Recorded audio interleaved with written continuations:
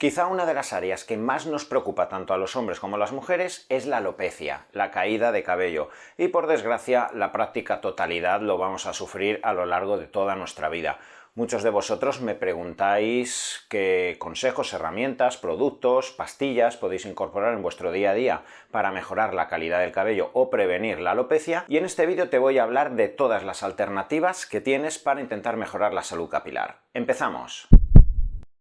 Si es la primera vez que estás en mi canal y quieres estar al corriente de vídeos en torno al ayuno intermitente, a la cetosis clínica, a la terapia de reposición de testosterona, suscríbete al canal, dale a la campanita y estarás informado de los siguientes vídeos. Tradicionalmente, cuando hablamos de la medicina, nos referimos a todas aquellas herramientas diagnósticas, terapéuticas, etcétera, que van dirigidas al abordaje de una patología o a intentar prevenir patologías que puedan surgir en el futuro. Pero evidentemente desde el ámbito de la dermatología, de la medicina estética, también tenemos herramientas, fármacos,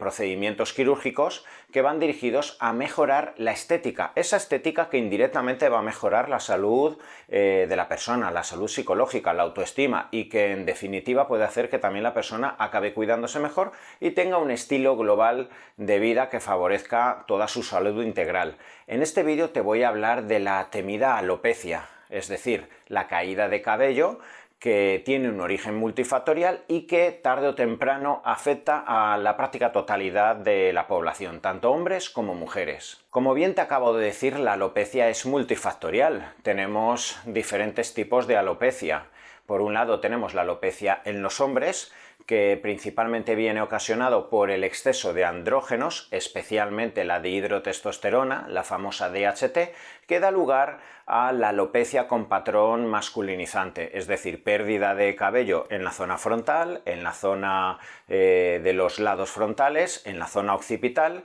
Esto va dando lugar, especialmente a partir de la adolescencia y hasta los 45 o 50 años especialmente, esa caída de cabello que paulatinamente va teniendo el hombre, que va generando la miniaturización del cabello y que ocasiona que muchos hombres, por desgracia, pues a los 40, a los 50, a los 60 años puedan quedarse calvos. La alopecia androgénica no es única y exclusivamente algo que ocurre a los hombres, también le ocurre a las mujeres, especialmente a muchísimas mujeres que tienen síndrome de ovario poliquístico. Ya sabéis que este es un síndrome caracterizado por el hiperandrogenismo, es decir, la elevación de testosterona en mujeres que pueden tener una edad tan juvenil como 15, 16 años, de forma que sus ovarios empiezan a liberar mucha cantidad de testosterona y esto genera síntomas hiperandrogénicos, como puede ser la caída de cabello de patrón masculino. Pero tenemos otro tipo de alopecias, como la alopecia cicatricial, ¿vale? Que se puede producir pues, tras un accidente de tráfico, tras un golpe, etcétera, una cirugía,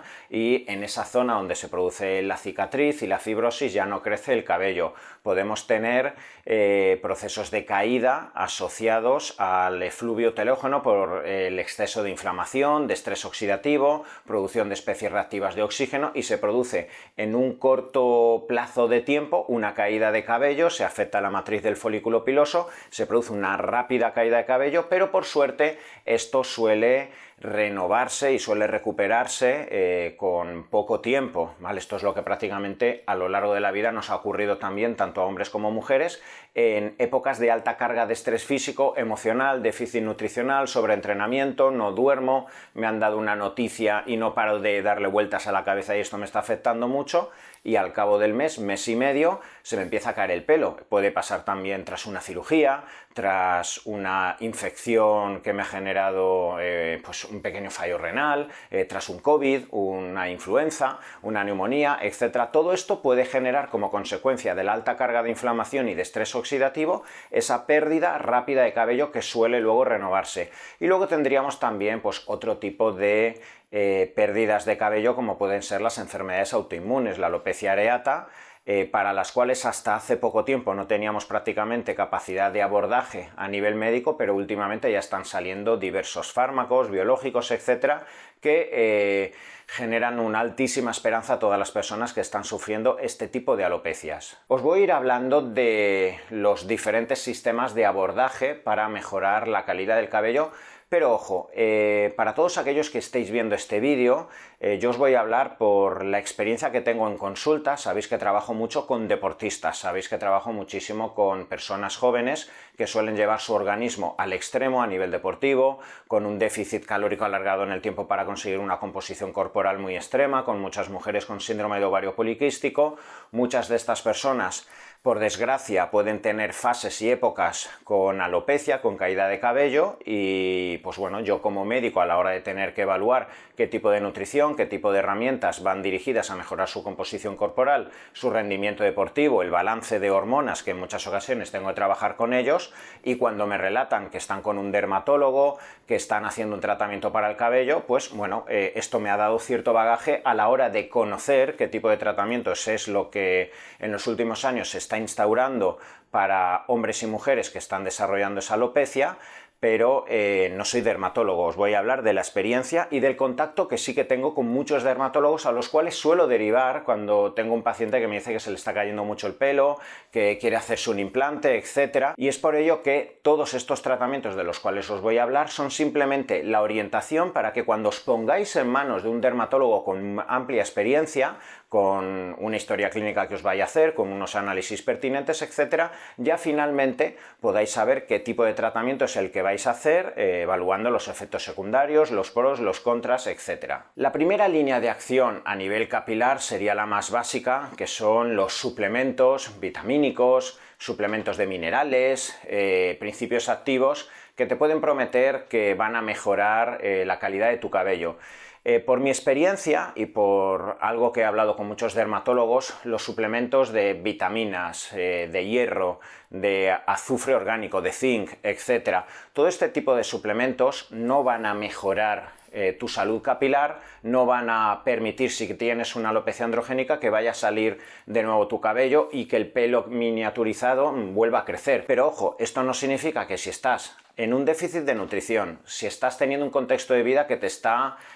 haciendo tener unas concentraciones bajas en tu organismo de vitamina B12, de hierro, eres una mujer que tiene sangrados muy potentes cada mes por la menstruación y tienes una anemia ferropénica, etc. Aquí, evidentemente,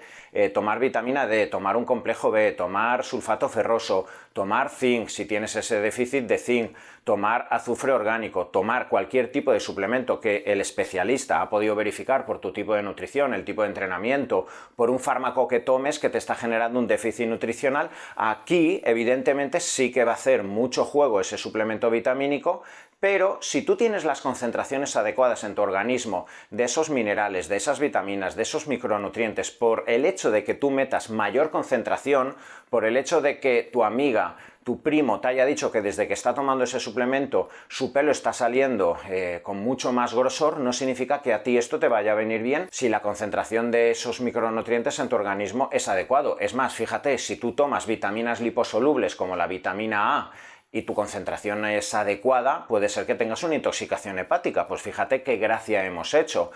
O que hagas que tu riñón tenga que generar excesiva diuresis por meter demasiada cantidad de vitamina B, etc. Así que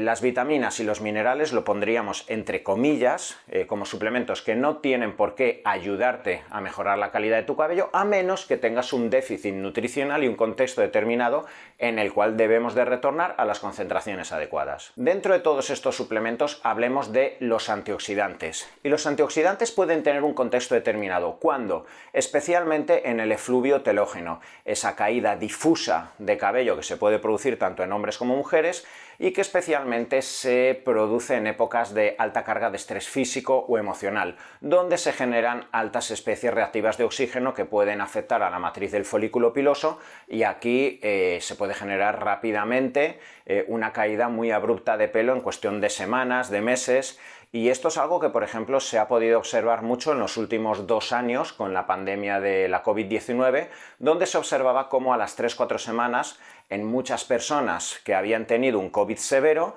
esa alta producción de especies reactivas de oxígeno generaba demasiada oxidación en múltiples áreas orgánicas, igual que podía sufrir la piel, igual que se podía ver en cuestión de pocas semanas el nacimiento de canas por esa alta cantidad de radicales libres, se podía producir un efluvio telógeno que hacía que en cuestión de semanas fuera cayendo mucho pelo y que la persona entrase en una alta carga de ansiedad porque pensaba que se iba a quedar calvo. Sin embargo, con el paso de las semanas y los meses, normalmente este tipo de caída de pelo por cirugía, por quimioterapia, por fármacos, por una alta carga de estrés, por un despido profesional, porque te has tenido que preparar rápidamente unas pruebas físicas y has tenido que bajar 10 kilos y entrenar mucho con esa alta producción de oxidación en tu organismo. Normalmente todo esto, si se vuelve a una fase de vagotonía, de relajación, etc., va a volver a crecer el pelo. Y aquí sí que tiene sentido los antioxidantes. Antioxidantes que se han estudiado que pueden favorecer a bajar esa alta carga de especies reactivas de oxígeno, como la N-acetilcisteína, como la vitamina E, como el glutatión, la vitamina C, o como la N-acetilcisteína, ese gran precursor de glutatión que va a favorecer a que en este contexto determinado donde se está produciendo ese fluvio telógeno, estos antioxidantes puedan al menos compensar parcialmente. La segunda línea de acción de la cual os voy a hablar son los champús. Aquí tampoco me voy a meter mucho, quizá lo que principalmente he hablado con dermatólogos cuando solventan consultas en torno a qué tipo de champú se tiene que elegir, es que al final todo depende del cuero cabelludo y del aspecto de tu cabello. Si tienes un aspecto de cabello seco, grasiento, si tienes dermatitis seborreica, si tienes caspa, si tienes una reacción inflamatoria en tu cuero cabelludo, pues evidentemente esto te lo tiene que evaluar tu dermatólogo y decirte qué tipo de champú. Dentro de toda la gama y el arsenal tan amplio de champús tendríamos el ketoconazol, que por lo visto hay ciertos informes en el que puede ayudar a la dermatitis seborreica, al patrón de caída androgénico masculino y, pues bueno, cada X tiempo, una vez a la semana, etcétera, poder usarlo puede favorecer parcialmente la mejoría en esa alopecia androgénica. Pero más allá del tipo de champú que tienes que utilizar, quizá la pregunta que más te haces es ¿cada cuánto me lavo el pelo? Y esto realmente supone un trauma para muchas personas. Yo he tenido en consulta a muchas personas que es que me dicen que tienen pavor literalmente a lavarse el pelo porque se están lavando el cabello y están constantemente apartando los pelos para luego contarlos, están mirando luego en la ducha a ver cuántos pelos están cayendo. Si eres una persona además con el pelo largo, esto puede suponer un drama. ¿Y qué ocurre? Se va retrasando tanto el momento donde lavarte el pelo, cada 4 días, cada 5, una vez a la semana, que ese día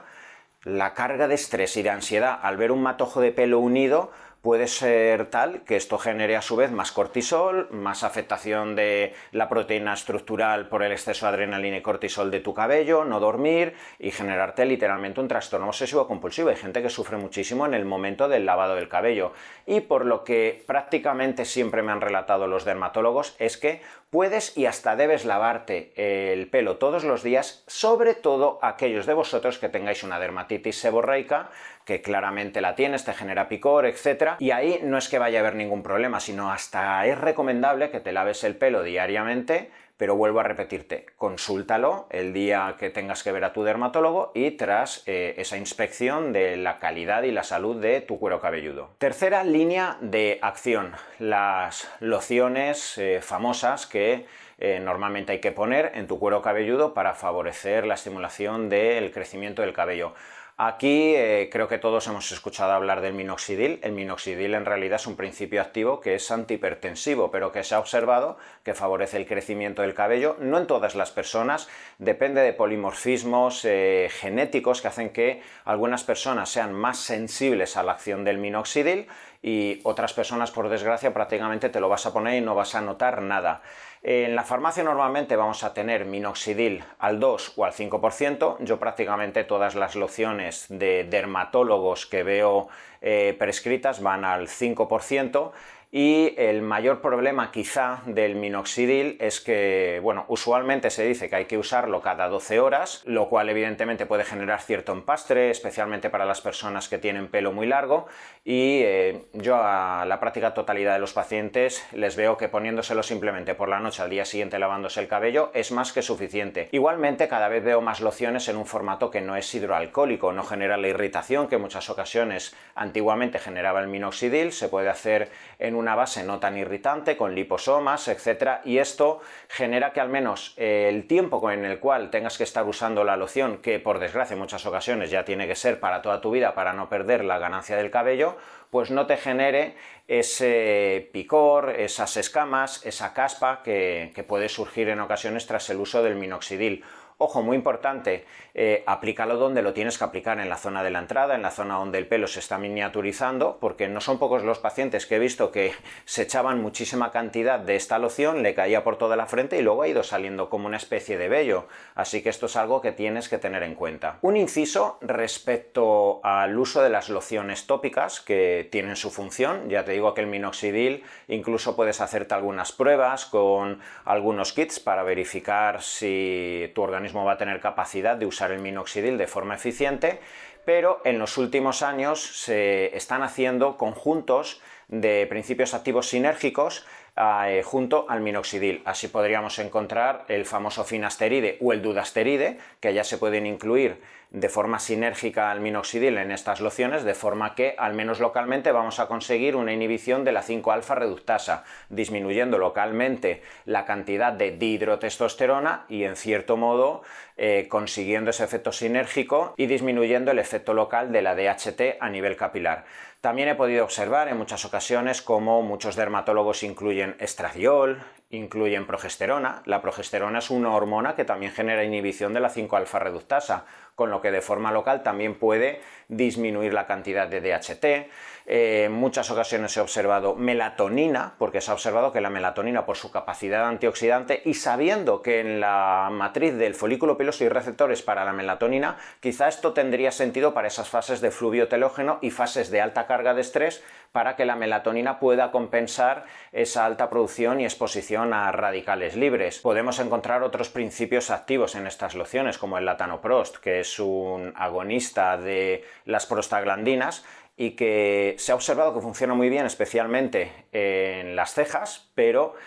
yo también lo he visto en ocasiones en algunas fórmulas magistrales de lociones. Hay un sinfín de principios activos, cafeína, etcétera, que se puede incluir, algún tipo de vitamina. Esto evidentemente, tras esa evaluación por parte de tu dermatólogo, pues se incluirá el conjunto de principios activos que va a actuar a nivel local gracias a esa loción. Pasemos a la cuarta línea de acción, sería la famosa mesoterapia, esos pinchacitos que te vas haciendo a nivel dérmico, subcutáneo, en el cabello, esperando que dichos principios activos vayan a favorecer la mejoría de tu salud capilar. Aquí tendríamos mesoterapia con vitaminas, con antioxidantes, con minerales, bueno, un poco más de lo mismo de lo que te dije en el primer punto. Yo no he observado especialmente, más allá de fases de fluvio telógeno o una persona que se encuentre con una alta carga de desnutrición, una deportista profesional que tiene un TCA y además tiene 5 meses de amenorrea hipotalámica, quizá ahí podríamos asumir que algo puede beneficiar, y pues la hidratación, el brillo del cabello, pero no creo que pueda generar una parada de una alopecia androgénica y pueda ayudar realmente a medio o largo plazo en personas que están sufriendo una alopecia importante. Tendríamos dentro de la mesoterapia el famoso PRP, plasma rico en plaquetas, que ya sabéis que es algo tan simple como a partir de una muestra de sangre generar una centrifugación, obtener plaquetas y pincharlo en toda la zona del cuero cabelludo. Y a pesar de que hace 7, 8, 10 años esto era algo muy incluido dentro de tratamientos capilares, yo cada vez incluso veo menos dermatólogos que lo están aplicando, quizá porque hay otro tipo de mesoterapias más potentes. ¿Qué tipo de mesoterapias? En las que se incluye el dudasteride. El dudasteride ya sabéis que al final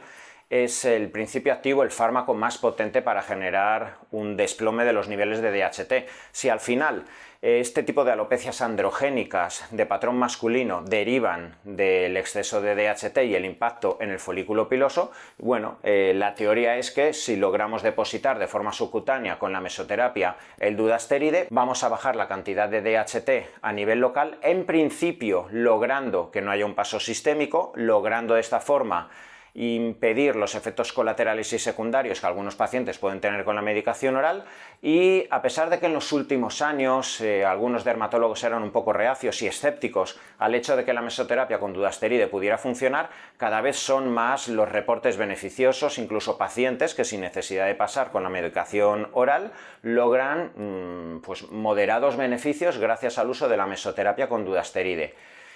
Todo va cambiando y en realidad se sabe a un poco de los protocolos que estoy seguro dentro de 5 o 10 años estarán más instalados. Yo hace 4 o 5 años los primeros protocolos de duasteride pinchado los veía cada 3-4 semanas, ahora simplemente una sesión de mesoterapia cada 3 meses es más que suficiente. Igual que al inicio observaba concentraciones del 0,01% y ahora observo concentraciones más potentes del 0,05%. Y un inciso, la molécula de duasteride es bastante gruesa, pesa bastante y por eso hay algunos pacientes que no por el pinchazo sino por la molécula a nivel subcutáneo, cuando ya está instalado el líquido, pues suelen experimentar o relatar que les duele bastante. Pues yo he visto también muchísimos dermatólogos que empiezan a trabajar con fórmulas de duasteride inyectable de forma liposomada que prácticamente no generan dolor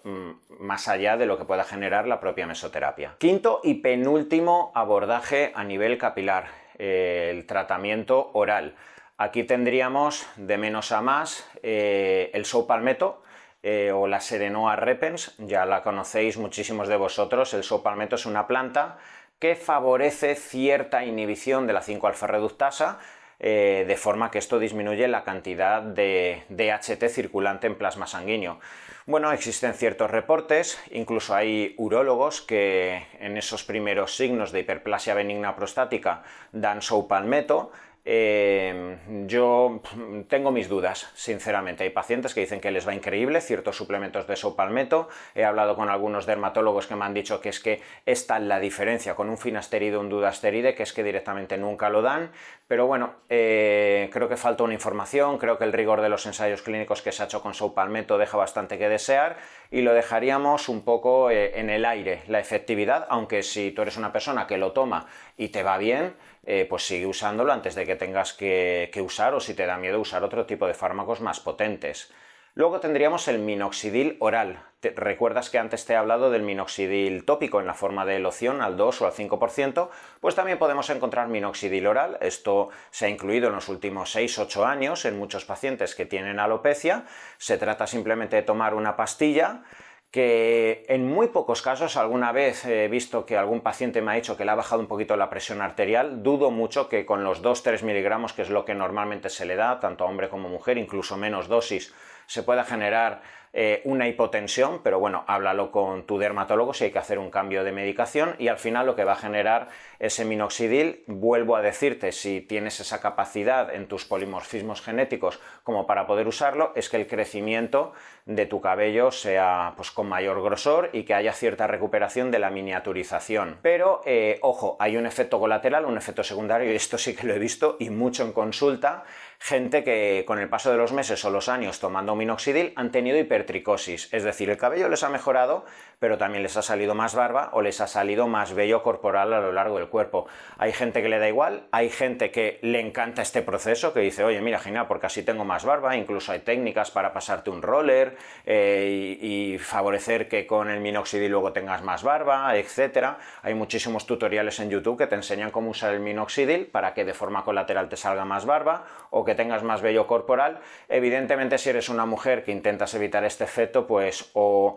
acabas recurriendo luego, por otro lado, o a antiandrógenos o a una depilación láser, etcétera, o es algo que al menos tienes que tener en cuenta y hablarlo con tu dermatólogo. Un último inciso respecto al minoxidil. Por mi experiencia y por lo que he hablado con muchísimos dermatólogos, quizás sería casi el fármaco por excelencia a usar en mujeres, especialmente en aquellas que tienen una alopecia difusa, no de patrón androgénico y especialmente a partir del climaterio, menopausia, mujeres que van perdiendo mucha cantidad de cabello y donde el minoxidil oral realmente puede generar mejorías espectaculares. Y pasemos finalmente a los fármacos inhibidores de la 5-alfa reductasa, los famosos finasteride y el dudasteride. Quiero que sepáis que el único fármaco que realmente está homologado para la aplicación de la alopecia androgénica es el finasteride. El dudasteride no se encuentra actualmente como aplicación médica legal, aunque, pues bueno, por prescripción de tu dermatólogo puedes tener una receta sin ningún tipo de problema. Este tipo de fármacos se empezó a usar hace 25 años, en principio dirigidos a todos aquellos pacientes que tenían síntomas derivados de la hiperplasia benigna de próstata, porque al disminuir la cantidad de actividad de la 5-alfa-reductasa, disminuía la cantidad de DHT y la próstata podía disminuir de tamaño, y esos efectos de tener que ir a orinar constantemente, del ardor a la hora de orinar, pues disminuían. ¿Qué se observó colateralmente? Que muchos de estos pacientes relataban que el pelo estaba más grueso, volvía a salir en la zona de las entradas, y desde aquí, pues como tantos fármacos, surge un estudio muy profundo con múltiples ensayos para poder verificar cómo el finasteride, que fue el primer fármaco, favorecía la reducción de hasta el 70% de la concentración global de DHT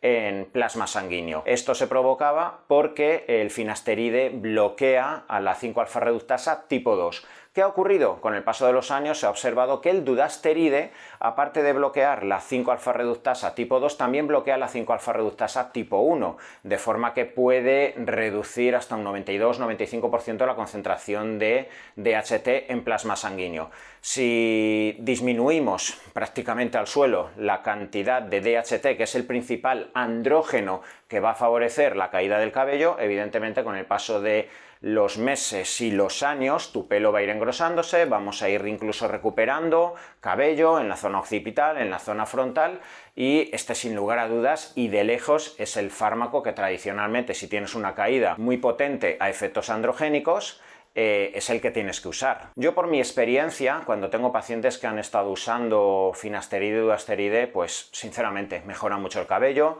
Con el paso de los meses el paciente te dice que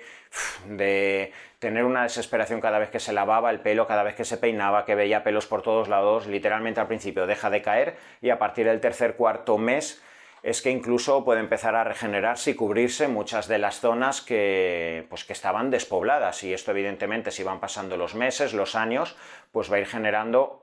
una alta carga de beneficios a nivel de tu salud capilar. Pero lo que más le preocupa a la gente, sin lugar a dudas, son los efectos colaterales, y esto hace que sean muchos los pacientes que hablan con su dermatólogo esperando que a través de la mesoterapia, del minoxidil, de una loción, pues puedan evitar, ¿vale?, tomar las pastillas orales derivadas del finasteride y el dudasteride. Por mi experiencia y por lo que se ve en los estudios clínicos, más allá del 5 o 10% no suelen existir los efectos colaterales asociados a la pérdida del impulso sexual, de la libido, de la impotencia, de ciertos trastornos como consecuencia de la inhibición en la producción de algunos neuroesteroides, la ginecomastia. Bueno, son algunos efectos colaterales que, como todo fármaco, va a tener. Tened en cuenta que en el momento que jugamos con una hormona o la inhibición en cierto modo de una hormona, van a existir efectos colaterales. Entonces es evidente que si yo tengo menos DHT, la capacidad androgénica que tiene la DHT a nivel del sistema nervioso, en la sexualidad, en la libido, en la capacidad de vasodilatación del cuerpo cavernoso del pene, puede quizá con el paso del tiempo afectarte. La realidad es que más allá del efecto nocebo, que es muy alto, puede ser que tú mismo te acojones en el momento que te dicen que este fármaco te puede generar impotencia, y ese mismo día que lo has tomado es que ya tienes un gatillazo, y eso te aseguro que no ha sido por la pastilla, y por desgracia muchos pacientes me lo han dicho. Dicen, oye, es que llevo 10 días tomándolo y ya tengo problemas abajo. Imposible, o sea, deja pasar tiempo, pero tú te puedes rayar, ¿vale? Entonces, por eso todo esto hay que hablarlo con tu dermatólogo, que te tranquilice, que vea si realmente lo que te está ocurriendo es por consecuencia del dudasteride o el finasteride. Pero hay dos efectos colaterales de los cuales te quiero hablar. El primero es la ginecomastia. Muchos de vosotros os preocupáis por si puede existir ginecomastia, es decir, el agrandamiento benigno de las mamas. Yo lo he visto poco, pero lo he visto en alguna ocasión. Esto se puede ocurrir porque hay ciertos relatos y hay bibliografía donde el uso del finasteride y el dudasteride puede generar una elevación de la prolactina, que es una hormona femenina que puede impactar en el sobrecrecimiento de la glándula mamaria, pero especialmente como consecuencia de que al inhibir la 5-alfa-reductasa hay más cantidad de testosterona total. Y si hay un contexto favorable a la aromatización, es decir, que al tener más testosterona, pero quizá tienes más cantidad de grasa abdominal visceral donde está la aromatasa, parcialmente esa testosterona va a aromatizar y asciende la cantidad de estradiol y tienes una ginecomastia o una pseudoginecomastia, que es lo que yo más he visto, que es una acumulación de grasa sin generar una hipertrofia real de la glándula mamaria, pero normalmente asociado a una acumulación de grasa abdominal. Lo mismo que le ocurre a un crío de 12 años que es gordito, que está inflamado, que tiene mucha grasa abdominal y eleva la cantidad de testosterona porque pasa a la adolescencia y le salen tetillas. En realidad no es una ginecomastia verdadera, es una pseudoginecomastia por la aromatización derivado de la cantidad de aromatasa que tiene en su grasa abdominal. Así que esto sí que es algo que le aconsejo a mis pacientes. Si tienes un porcentaje de grasa alto, pues oye, vigila quizá al inicio de tomar duasteride y finasteride, bajar un poco la grasa abdominal, que no haya tanta aromatización, vigilan las analíticas, que no se te dispare el estradiol, y de esa forma podremos compensar y prevenir la posible ginecomastia. Y el segundo efecto colateral, que para mí no existe, pero muchos de vosotros estáis preocupados, es por el impacto muscular que puede tener el duasteride o el finasteride. Evidentemente, si pensamos, ostras, me voy a tomar un fármaco que me va a bajar la dihidrotestosterona, seguro que entonces mi musculatura se va a afectar, mi rendimiento, etcétera. Lo que se ha podido observar es que si tú tienes una inhibición de la 5-alfa-reductasa y tienes más cantidad de testosterona, tienes en realidad incluso más capacidad anabólica. Recordad que la testosterona se caracteriza por dos efectos, un efecto anabólico dependiente de la testosterona y un efecto androgénico dependiente de la dihidrotestosterona. Si tú tienes más cantidad de testosterona, al igual que cuando usamos un inhibidor de la aromatasa, como el arimidex, como el letrozol, como el exemestano, todo esto genera una subida de un 30-40% de testosterona y esto favorece el anabolismo. Si nosotros tenemos controlado el estradiol y generamos una inhibición de la 5-alfa-reductasa, queda más cantidad de testosterona total y libre en muchas ocasiones. Esto no paro de verlo en analíticas. Pacientes que toman duasteride o finasteride y la testosterona por las nubes. Pues tu anabolismo en realidad, la capacidad que va a tener esa testosterona al impactar en el receptor androgénico de la testosterona te va a generar mayor anabolismo.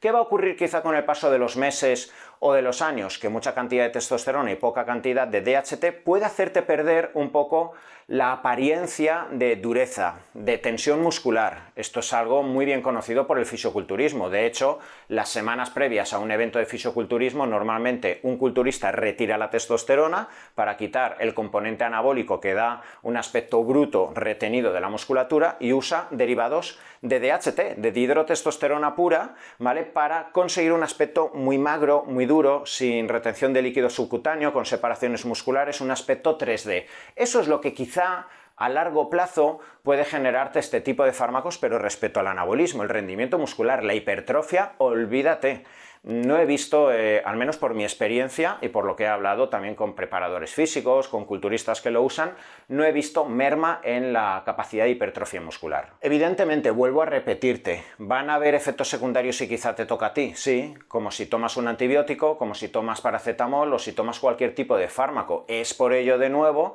que te invito a que asumas que si tienes un problema de alopecia, sí o sí tienes que pasar por tu dermatólogo y que tras tus analíticas, la revisión de la historia clínica, la revisión de tu cuero cabelludo y las revisiones posteriores donde se hable de esos potenciales efectos secundarios, pues se te vaya invitando a cambio de dosis, a usar un fármaco, otro, a plantear otras opciones, etc. Y finalmente, el último trabajo que se puede hacer con una persona que tenga una alopecia muy instalada, que es el injerto capilar. Aquí no te voy a hablar mucho porque